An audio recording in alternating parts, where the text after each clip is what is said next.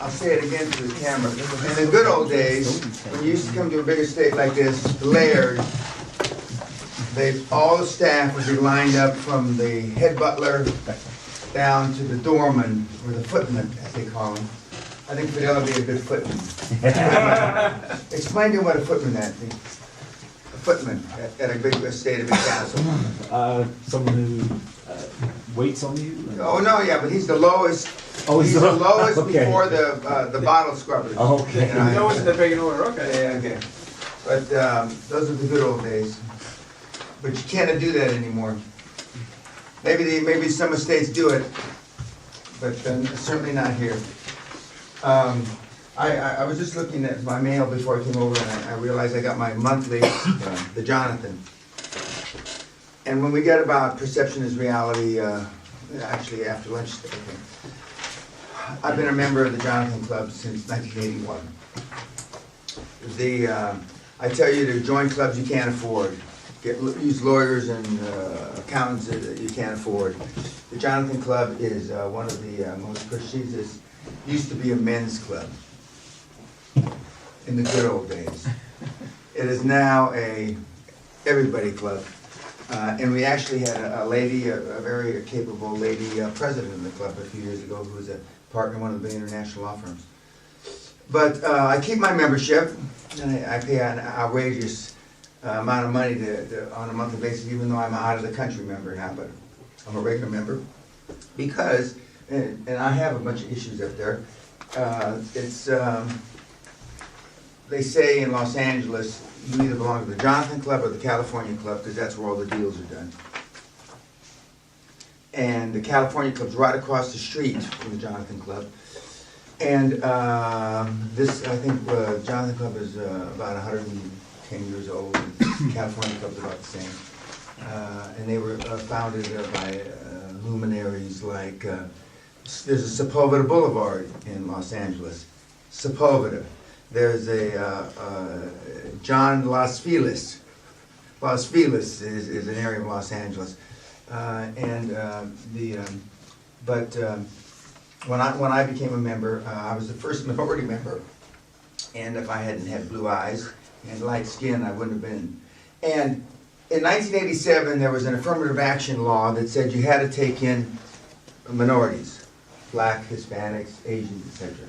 But I was a member since 81, not 87. So when I talk to guys, high-profile minorities, and they say about these clubs that they belong to, and my way of doing that is, by the way, what year did you get in? 87? That's the year the government made them. And they go, yes. Weren't you? And I said, no, I was 81. 81. But minorities bullshit aside, it's, while I was looking at it, I wanted to remind myself, make sure I made a point. That those kind of clubs, Rotary and that kind of stuff, I mean, it all works. It all works. I was never a member of Rotary. But it's a fine organization. And it's a good place to find mentors, dream team, etc. I'm also a member of 2 or 3 clubs in London, which helped me get established when I was here, when I first came here in 1981. And these old guys, well, I'm the old guy now, but these old guys are looking to share their knowledge. And when we get down to the specifics of building a dream team, you'll the last 2 of my 60 morning pills. There's an ugly fuck that tried to link fuck me. Is that me? I don't know, but it has the same name. It must be me. Oh. Is that the long head? Yeah, well, no, he's got a smiley face. He looks like he's at on a ski slope or yeah. We're gonna get into Perception is Reality and the pictures that you have on Facebook, the pictures you have on LinkedFuck, and all these places. Most of your pictures you shouldn't have there. Not just because you're not doing something outrageous, but you only have one time to make a first impression. And a couple guys, I keep forgetting to tell you about the luminary that tried to, you know. Just tell us who it is. No, I don't know, I don't want to do that, it's not fair to him. But his picture, when I first met him, was some doofus picture, you know, he had a skull cap on, you know, those caps that you wear in the hood, like this. Okay, yeah. And this is an important guy. And I said, what the fuck, why would you want a picture like that? And he immediately changed it. And you know, you only have one time to make a first impression. Now, there's one bit of homework I think we still have from the first day, or have we covered everything? Gauntlet, obituary, okay. Yeah, and then the second day, what homework do we have? People you were associated with the last 7 days and how they contributed. to Okay, your goals. okay. And the YouTubers should hear this. Remember, I said, take from the beginning of the week, Sunday morning or Sunday night, to the 7 days complete. And all the people that you talked to, linked, Facebooked, tweeted, called, etc. And you put that on one column. And in another column, you put your goals, your personal goals and your professional goals. And you then go down, and let's say your professional goals are 1 and your personal goals are 2. Then you go down the list of the people and you say, okay, is this guy or gal a 1 or a 2? Okay? Let's start with you, Miles. I better sit down for Miles because I'm afraid I'm going to get shocked. Shocked even more so than him sitting in front of me like this. It's not too bad, but it's definitely not. No, I'm not interested in your fucking explanation. Just tell me. I talk to friends, really in person. I don't see very many people. Friends. But It's friends. hard for me to believe you got any friends, but go ahead. Yeah. I talk to people from my last profession that have absolutely nothing to You do. sound like you're a reformed hooker or something. What do you mean last? What the fuck's that mean? I keep up with them and joke and bullshit, and it's a complete waste of time. It doesn't do anything for me. But Is he answering my question, Brian? Brian goes like this, that means no. Slowly. Okay. So, did you talk to anybody about that has anything to do with your dreams or your future? No. Amen. Praise Allah. Now, normally it's not that low, but it's normally in the range of 0 to 10%. Normally. But for a high performance guy like Mark, I'm sure we'll get around you, but I'll poke you a little in the meantime. For a high performance dude like him, it's probably much higher. But rarely, except for guys that have been to the seminar before, because Marcus can't wait to, like, there's a little kid in the front row that, you know, rarely is it, above 50% that you spend time with people that can, for example, influencers in your life. They're influencers, but they're not positive influencers. And I told you a couple days ago, we've had girls, women in this seminar that talk to their mother 10, 12 times a day. We've had guys, and I don't mean because she's dying of cancer, I don't mean that, I mean just talk.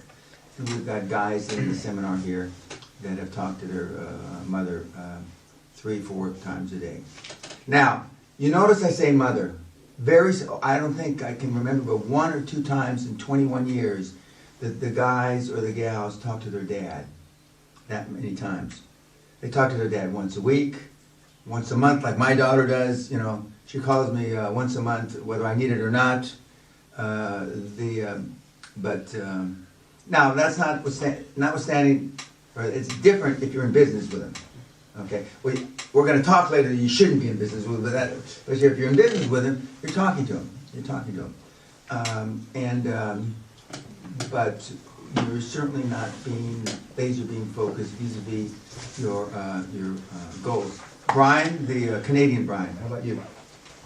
Fortunately, I've been. Was that fortunate? Unfortunately. Fortunately. Okay. Fortunately. I'd say about 50 to 70% is along my goals. I think a lot of it is lateral. There's few higher elevated contacts that I have, but I'd say about 90% are related to my goals in some Okay, now- fashion. I think he's talking about 90% are related to his business. That's not what I mean. Just because they're related to your business and you need to make payroll and you're trying to pay your bills, that doesn't mean they're related to your goals. Your goals shouldn't be, it should be a given that you're gonna make payroll, not a goal to make payroll. It should be a given that you're gonna increase your business at a certain rate, not a goal. Your goal is, I'm gonna build $1 billion or whatever the number is, business. I'm gonna get $1 billion in government contracts, not in the next weeks or months, but as soon as humanly possible, as fast as humanly possible. So, while some of the people that he's talking to are, and he calls them higher elevated, no, we want, not higher elevated, we want super higher elevated. We want people that can change your life. Now, nobody in this room, unless I get involved in an internet deal that I get my first grand slam home run on the internet, is going to change anything in my life. Where I'm in the position and I have the opportunity to change virtually everybody's in this room's life, and some I'll change more. And the only differentiation from the people that I only change a little, as my grandmother would say, a little bit, and geometrically, is how strict you are following the steps. Now, you heard Klaus last night, right? Last night was Klaus again. Klaus Kleinfeld, my superstar of the corporate world. What did you guys think of Klaus? He's certainly not me. It's totally the other range of the continuum. Absolutely. But he's, He's at the Henry. In fact, he's a friend of Henry Kissinger. He's very likable. Yeah. Very likable guy. Impressive, Yeah. well spoken, In person. and real, very American. Yeah. Well, Siemens didn't like that, him being so American, but because they've climbed the corporate hierarchy at Siemens, which is an institution. It's like the government in Germany, and but he is very American. And I believe that's why President Obama picked him. I believe he's the only non-American presidential appointee, I think maybe ever, certainly in the current administration. He is. I mean, he's very, very, very good. There's no question about that. And I worked with him, very, very closely for 10 years. And he connects the dots big time. And he's much more not a people person, but a person that is interested in your, individually interested in your objectives. I'm not. I transcend that because I'm looking for the greater. He would rather have Gunther fulfill his own personal needs and this, that, and I'm not interested in that. Because if you get bogged down in that, but he doesn't deal with people on a day-to-day basis other than his direct reports. And I'm not. I want him to, go, be actively pursuing a bridge too far. A bridge too far. And because when you manage, 100 or 150,000 people, it's not like mentoring one. It isn't. But he's a great guy, and I was very happy for him to be here a year ago. Of course, he probably now wonders, well, is Dan going to retire again? I got to come again. But he's good. But I show it not just because I help train him, but because he is at the other end of the continuum. And you don't have to be over with me and General Patton and Darth Vader. You don't have to be over here, because most of your personalities are over there anyway, naturally. And who did you, on your list of people? Only a few of them are getting. Don't count Marcus, please. Please. Only a few of them are heading in my goals. A lot of family issues that aren't helping me at all. only I think 25% of the people I'm talking to are related to my goals. Okay? That's more in the norm. And you ask yourself, no matter how smart you are, engineer, MBA over here, if you're only dealing with 25% of your time with anything goal-oriented, I mean, how can you have any kind of real results other than by serendipity and luck? The 10 years that I accumulated, the net worth that people talk about, reference me, I mean, I was, 98% focused. But I mean, I was like the hip-hop guy. I wanted to be successful more than I wanted air. I mean, I was just a driven guy. And the people around me, I assisted a lot of people to get wealthy. Kind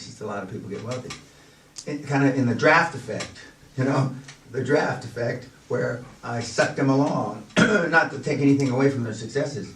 But if they hadn't been around me and seeing how driven I was, and then every morning getting up and saying, if I wanted to sleep or not start work until noon on a Saturday or Sunday, or not look at the projects or not look at the briefs that we were working on, they thought, I wonder what Dan's doing now. In a good way, it's a good thing I'm not running a big, huge corporation anymore, because I would feel massive guilt traveling as much as I do. I mean, I couldn't do it. Well, I didn't do it for 25 years. I just couldn't. Because, when we go in on Saturday or Sunday in the office, 40% of the parking lot would be full. 40%, 50%.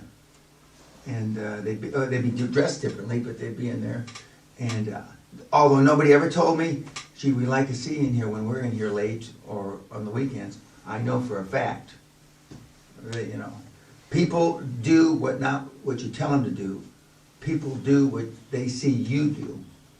And a big part of their success on the Hall of Fame and Klaus's success is Klaus was a hard-working guy. When 9/11 happened, and I got him on the phone, and he was, and it was scrambling, and and it was a big tragedy. I said, I know you already know this, Klaus. Just be the last one out of the building.